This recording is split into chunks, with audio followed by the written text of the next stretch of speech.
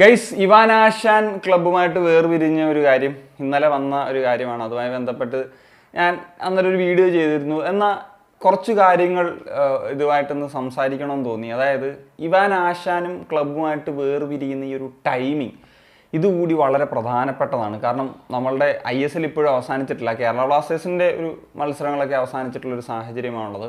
ഈ timing important ആണെന്ന് പറയാൻ കാരണം ചില റൂമേഴ്സ് ഉണ്ട്. ISL തന്നെ ചില സക്സസ്ഫുൾ ആയിട്ട് ഇപ്പോൾ നിൽക്കുന്ന കോച്ചസ്, അതായത് പ്ലേ ഓഫ് അല്ലെങ്കിൽ സെമി ഫൈനൽ കളിക്കുന്ന ചില കോച്ചസിനെയൊക്കെ KBC നോട്ടപ്പെടുന്നു എന്നുള്ള കാര്യം. അതുപോലെ തന്നെ നമുക്കറിയാം വേൾഡ് ഫുട്ബോൾ തന്നെ ഇപ്പോഴും ലീഗ് സ്റ്റേജ് പരിപാടികളൊക്കെ നടന്നുകൊണ്ടിരിക്കുകയാണ്. അപ്പം കേരള ബ്ലാസ്റ്റേഴ്സിനെ സംബന്ധിച്ചിടത്തോളം നിലവിൽ ഈ പറഞ്ഞ പോലെ കോച്ചസിനെ ഉള്ളൊരു മാർക്കറ്റ് ഓപ്പൺ ആണ്. അപ്പം ഇപ്പോൾ ഈ സീസണിന് ശേഷമായിരിക്കും പല ക്ലബ്സും ഈ പറഞ്ഞ പോലെ കോൺട്രാക്ട് എക്സ്റ്റൻഷൻ അല്ലെങ്കിൽ പുതിയ കോച്ചസിനെയൊക്കെ എത്തിക്കുന്ന ഒരു സാഹചര്യത്തിലേക്ക് പോകുന്നു. അപ്പം ഈ ഒരു വൈഡ് മാർക്കറ്റിൽ നിന്ന് നമുക്കൊരു ബെസ്റ്റ് കോച്ചിനെ ചൂസ് ചെയ്യാനുള്ളൊരു ഓപ്പർച്യൂണിറ്റിയും ഈ ഒരു ടൈമിങ്ങുമായിട്ട് ബന്ധപ്പെട്ട് നമുക്കൊന്ന് പറയേണ്ടതാണ്. അതുപോലെ തന്നെ പലരും ഇപ്പോൾ പറയുന്ന ഒരു കാര്യമാണ്, നമ്മുടെ ഇവാൻ ആശാൻ നമ്മളെ ഒരു നെക്സ്റ്റ് ലെവലിൽ എത്തിച്ചിട്ടുള്ള കോച്ചാണ്, അദ്ദേഹത്തിന് ഒരു സീസൺ കൊടുക്കണമായിരുന്നു, ഇനി അദ്ദേഹത്തെ കളയാൻ പാടില്ലായിരുന്നു എന്നുള്ള കാര്യങ്ങളൊക്കെ. സോ ഇതുമായി ബന്ധപ്പെട്ട് മറ്റ് ചില കാര്യങ്ങൾ കൂടി എനിക്ക് പറയേണ്ടതുണ്ട്. അതായത് ഇവാൻ നമുക്ക് ഇപ്പം 2017 മുതൽ ഒരു 4 സീസൺ നോക്കിക്കഴിഞ്ഞാൽ KBCയുടെ അവസ്ഥ എന്താണെന്നറിയാം. അവിടെ നിന്നൊന്ന് അപ്ലിഫ്റ്റ് ചെയ്തിട്ടുണ്ട്.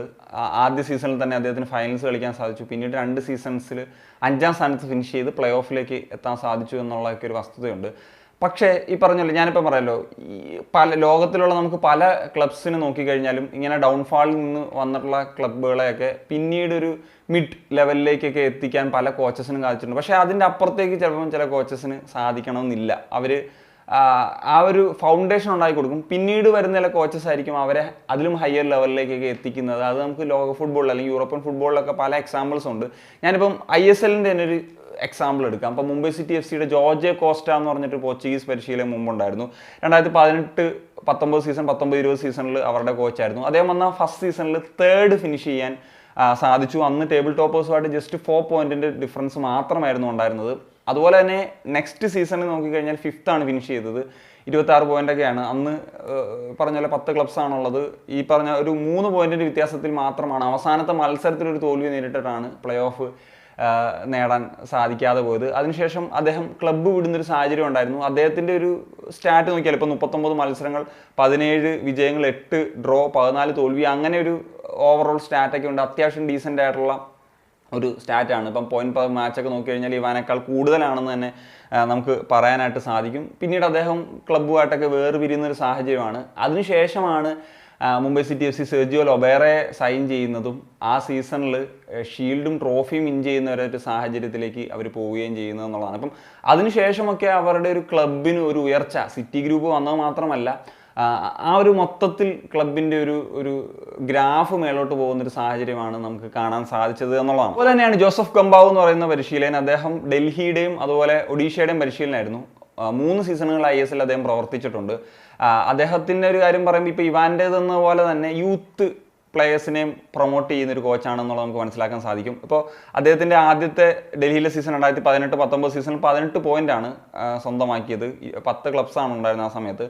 8ാം സ്ഥാനത്താണ് ഫിനിഷ് ചെയ്തത്. പക്ഷേ അദ്ദേഹത്തിന് ഒരു എക്സ്റ്റൻഷൻ കൊടുത്തു. അതിനുള്ള റീസൺ ഈ പറഞ്ഞ പോലെ സെക്കൻഡ് ഫേസിൽ നല്ലൊരു പെർഫോമൻസ് ഡൽഹി നടത്തിയിരുന്നു. അതുപോലെ അടുത്ത സീസണിലേക്ക് വരുമ്പോൾ 6ാം സ്ഥാനത്ത് ഫിനിഷ് ചെയ്തിരുന്നു. പക്ഷേ അന്ന് പ്ലേ ഓഫ് ഒന്നുമില്ല 6ാം സ്പോട്ടിന്. അപ്പോൾ അദ്ദേഹം ക്ലബ്ബുമായിട്ട് പിന്നെ വേർപിരിയുന്ന സാഹചര്യം വന്നു. അതിനുശേഷം അദ്ദേഹം ഒഡീഷ FC ആയ സമയത്ത് വീണ്ടും കഴിഞ്ഞ സീസണിൽ തിരിച്ചെത്തിയിരുന്നു. അന്ന് പറഞ്ഞാൽ 30 പോയിന്റ് നേടി 6ാം സ്ഥാനത്ത് ഫിനിഷ് ചെയ്ത് ഒഡീഷ FC ചരിത്രത്തിൽ ആദ്യമായിട്ട് പ്ലേ ഓഫിലേക്കൊക്കെ എത്തിക്കാൻ സാധിച്ചിരുന്നു. പക്ഷേ പിന്നീട് എലിമിനേറ്റർ പുറത്തായ ശേഷം ക്ലബ്ബും കോച്ചുമായിട്ട് വേർപിരിയുന്ന ഒരു സാഹചര്യത്തിലേക്കാണ് കാര്യങ്ങൾ പോയത്. സോ ഈ പറഞ്ഞ പോലെ അതിനുശേഷം ലൊബേറ എത്തി. അതിനേക്കാളൊരു അപ്ഗ്രേഡഡ് വേർഷൻ എന്ന നിലയിലാണ് ഇപ്പോൾ ഒഡീഷ FC പൊക്കോണ്ടിരിക്കുന്നത് എന്നുള്ളത് നമുക്കറിയാമല്ലോ. അപ്പോൾ അവർ AFC ടൂർണമെൻ്റൊക്കെ അടക്കം കളിച്ചു. പറഞ്ഞതുപോലെ ഇപ്പോൾ അവർ ആ ഒരു റേസിലുണ്ട്, ട്രോഫി റേസിലൊക്കെ നോക്കുകയാണെങ്കിലൊക്കെ ഉണ്ട് എന്നുള്ളത്. പിന്നെ ഗംബാവിൻ്റെ കാര്യം എടുത്തു കഴിഞ്ഞാൽ അദ്ദേഹത്തിൻ്റെ അണ്ടറിലാണ് ഈ പറഞ്ഞ പോലെ ലാലിൻ സാല ചാങ്ങിൻ്റെ കുറച്ചും കൂടി ഒരു ലൈം ലൈറ്റിലോട്ട് വരുന്നത്. മുമ്പ് അദ്ദേഹം നാഷണൽ ടീമിലൊക്കെ അന്ന് ഗോൾ അടിച്ചിട്ടുണ്ട്. അതിനുശേഷം ഒരു ക്ലബ് ലെവലിൽ ഒരു അപ്രിസിയേഷനൊക്കെ കിട്ടുന്നത് ഇദ്ദേഹത്തിൻ്റെ അണ്ടറിൽ കളിക്കുന്ന സമയത്താണ്. പിന്നീട് ജെറി മാവി ആണെങ്കിലും ശുഭം സാരംഗി, ഗൗരവ് ബോറ, നരേന്ദ്ര ഗെഹ്ലോട്ട്, അങ്ങനെ കുറച്ചധികം പ്ലേയേഴ്സ്, എനിക്കൊന്ന് അർഷദീപ് സിംഗ് ഒക്കെ ഗംബാവിൻ്റെ കാലത്താണെന്ന് തോന്നുന്നു. അങ്ങനെ കുറച്ച് യങ് പ്ലേയേഴ്സൊക്കെ ഈ പറഞ്ഞ പോലെ യങ് പ്ലേയേഴ്സിനെ ഡെവലപ്പ് ചെയ്യാൻ അദ്ദേഹത്തിന് ഒരു മിടുക്കുള്ളതായിട്ട് പേഴ്സണലി തോന്നിയിട്ടുണ്ട്. പക്ഷേ ഈ പറഞ്ഞതുപോലെ അദ്ദേഹവും ക്ലബ്ബ് വിട്ടുപോയി, പിന്നീടാണ് ലൊബേറയൊക്കെ വരുന്നൊരു കാര്യം നമുക്ക് കാണാൻ സാധിക്കുന്നത്. ഇവാൻ ആഷാൻ എന്ന് പറഞ്ഞു കഴിഞ്ഞാൽ മലയാളികൾക്ക് ഒരു വികാരമാണ്, അല്ലെങ്കിൽ മലയാളികൾ നെഞ്ചിലേറ്റിട്ടുള്ളൊരു കോച്ചാണെന്നുള്ളതൊക്കെ അറിയാം. പക്ഷേ ഇവാൻ ആഷാൻ ഈ സീസണിൽ അദ്ദേഹത്തിൻ്റെ അണ്ടറിലൊരു ട്രോഫി നേടിയില്ലെങ്കിൽ ഈ ഒരു തീരുമാനത്തിലേക്കൊക്കെ വരുമെന്നുള്ള കാര്യം എനിക്ക് ഒരു ഉറപ്പായിരുന്നു എന്ന് പറയാം. കാരണം ഞാനത് വെച്ചിട്ടൊരു വീഡിയോ 2 മാസം മുന്നേ ചെയ്തിരുന്നു. അതായത് സ്പോർട്ടിംഗ് ഡയറക്ടറായിട്ടുള്ള കരോളിസ് കിൻഗിസ് മുൻപ് വർക്ക് ചെയ്തിട്ടുള്ള ആ ഒരു എക്സ്പീരിയൻസ് വെച്ചിട്ട് ഞാൻ കണ്ടൊരു ട്വീറ്റുമായി കണക്ട് ചെയ്തിട്ടൊരു വീഡിയോ ചിലർക്കെങ്കിലും ഓർമ്മയുണ്ടാകും. അല്ല ഞാൻ പറയാം, അതായത് 2015 അദ്ദേഹം FK സുഡുവ എന്ന് പറയുന്ന ക്ലബിൻ്റെ ഒരു സ്പോർട്ടിംഗ് ഡയറക്ടർ റോളിലേക്ക് എത്തുന്നത്. അതിനുശേഷം ഒരു സെർബിയൻ കോച്ചിനെ അപ്പോയിൻറ്റ് ചെയ്തിരുന്നു.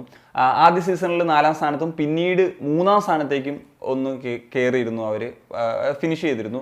പക്ഷേ ആ ഒരു സെർബിയൻ കോച്ചിനെ പുറത്താക്കുന്നൊരു കാര്യമാണ് നമുക്ക് കാണാൻ സാധിച്ചത്. FK സുഡുവ അത്ര മികച്ചൊരു ക്ലബ്ബൊന്നും ആയിരുന്നില്ല ലിത്വേനിയയിൽ എന്നുള്ളത് ഓർക്കണം. ചരിത്രത്തിൽ ഒരിക്കൽ പോലും കിരീടം നേടാത്തൊരു ക്ലബ്ബായിരുന്നു. പക്ഷേ ആ ഒരു 3ാം സ്ഥാനം ഇങ്ങനെയൊക്കെ ഒരു ഫിനിഷ് ചെയ്തെങ്കിൽ കൂടി ഇമ്മീഡിയറ്റ് ആയിട്ട് ഒരു ആക്ഷൻ എടുക്കുകയാണ്. അതിനുശേഷമാണ് കസാഖിസ്ഥാൻ കോച്ചിനെ കൊണ്ടുവരുന്നതും FK സുഡുവ 26 വർഷത്തെ ചരിത്രത്തിൽ ആദ്യമായിട്ട് ട്രോഫി സ്വന്തമാക്കുന്നതും പിന്നീട് 3 വർഷം, അതായത് അടുപ്പിച്ച് ഒരു ഹാട്രിക് കിരീടം എന്ന് പറയുന്ന ഒരു ലെവലിലേക്ക് വരെ എത്തുന്നതെന്നുള്ളത്. അപ്പം ആ ഒരു കാര്യം വെച്ച് ചിന്തിച്ച് നോക്കുമ്പോൾ ഇപ്പോൾ ഇവാൻ മുക്കോമനോവിച്ച് എന്ന് പറയുന്ന ഒരു പരിശീലകനെ പുറത്താക്കാനുള്ള ഒരു സാഹചര്യം അവിടെ ഉണ്ട് എന്നുള്ളതാണ്. കാരണം നമുക്ക് ആദ്യം 4ാം സ്ഥാനത്ത് ഫിനിഷ് ചെയ്തു, ഫൈനലിലെത്തി. പക്ഷേ പിന്നീട് 2 സീസൺ നോക്കിയാലും 5ാം സ്ഥാനത്താണ് ഫിനിഷ് ചെയ്തത്. അറിയാം, അപ്പോൾ ഇഞ്ചുറിയുടെ കാര്യങ്ങളൊക്കെ ഉണ്ട്. പക്ഷേ നമ്മളൊരു സെക്കൻഡ് ഫേസിൽ നേടിയിട്ടുള്ള 7 പോയിന്റ് എന്ന് പറയുന്നത് താരതമ്യേന വളരെ കുറവായിരുന്നു. ഒരു അറ്റ്ലീസ്റ്റ് ഇപ്പം നമുക്ക് 12 മത്സരങ്ങളിൽ നിന്ന് നേടാൻ പറ്റുന്ന മാക്സിമം പോയിന്റ് 36ആണ്. അതിലൊരു നമുക്ക് ഇങ്ങനത്തെ ഒരു ക്രൈസിസ് ഉള്ളപ്പോഴും ഒരു ഹാഫ് പോയിന്റെങ്കിലും നേടാൻ സാധിച്ചിരുന്നെങ്കിൽ ഒരു പക്ഷേ അദ്ദേഹത്തെ മുന്നോട്ടുള്ള ഒരു രീതിയിൽ ഒരു തീരുമാനത്തിലേക്കൊക്കെ മാനേജ്മെന്റ് സൈഡ് അല്ലെങ്കിൽ SDK എടുത്തേനെ എന്നുള്ളതാണ് എനിക്ക് തോന്നുന്നത്. അപ്പോൾ ക്ലബ്ബ് ഒരു അംബീഷ്യസ് ആയിട്ടുള്ള ഒരു കാര്യങ്ങളിലേക്കൊക്കെ പോയി എന്നുള്ളത് തന്നെയാണ് നമ്മൾ മനസ്സിലാക്കേണ്ടത്. സംടൈംസ് എന്താ പറയുക, നമുക്ക് ട്രോഫി എന്ന് പറയുന്നത് വളരെ ഇമ്പോർട്ടൻ്റ് ആണ്. നമുക്കറിയാമല്ലോ ഇന്ത്യൻ ഫുട്ബോളിൽ ഇനിയിപ്പം ട്രോഫി അല്ലെങ്കിൽ ISL ട്രോഫി നേടാത്ത ക്ലബ്സ് ഏതൊക്കെയാണ് എന്നുള്ളത് അത് പറഞ്ഞു വെറുതെ ഡിപ്രഷൻ അടിക്കുന്നില്ല. അപ്പം ട്രോഫി എന്നുള്ളത് നമുക്ക് വളരെ ഇമ്പോർട്ടൻ്റ് ആണ്. ആ ഒരു ലക്ഷ്യത്തിലേക്കൊക്കെ പോകണം. അതിൻ്റെ ഒരു പ്രഷർ ഉറപ്പായിട്ട് SDക്ക് ഉണ്ടാകും. സോ അതുകൊണ്ട് അദ്ദേഹം ഡിസിഷനിലേക്ക് പോയി. പിന്നെ പുതിയൊരു കോച്ച് വരും, അതിനനുസരിച്ച് ഫീഡ് ചെയ്യാന്നൊക്കെയുള്ള കാര്യങ്ങളൊക്കെയാണ് ഇനി പോകുന്നത്. ഇനി നമുക്ക് ഈ പറഞ്ഞതുപോലെ കുറച്ചും കൂടി കാര്യങ്ങളൊക്കെ ഇതുമായിട്ട് ബന്ധപ്പെട്ട് സംസാരിക്കേണ്ടതുണ്ട്. ഇത് ഈ പറഞ്ഞ ലിമിറ്റഡ് ആയിട്ടുള്ള ചില കാര്യങ്ങൾ ഒരു കോച്ച് പോയതുമായി ബന്ധപ്പെട്ടും ഒക്കെ നിങ്ങളുമായിട്ട് ഡിസ്കസ് ചെയ്യാനാണ് ഉദ്ദേശിച്ചത്. അപ്പോൾ നിങ്ങളുടെ ഒപ്പീനിയൻസ് ഉറപ്പായിട്ടും കമ്പോസ് ചെയ്യാൻ കാണിക്കുകയാണ്. സനിയ.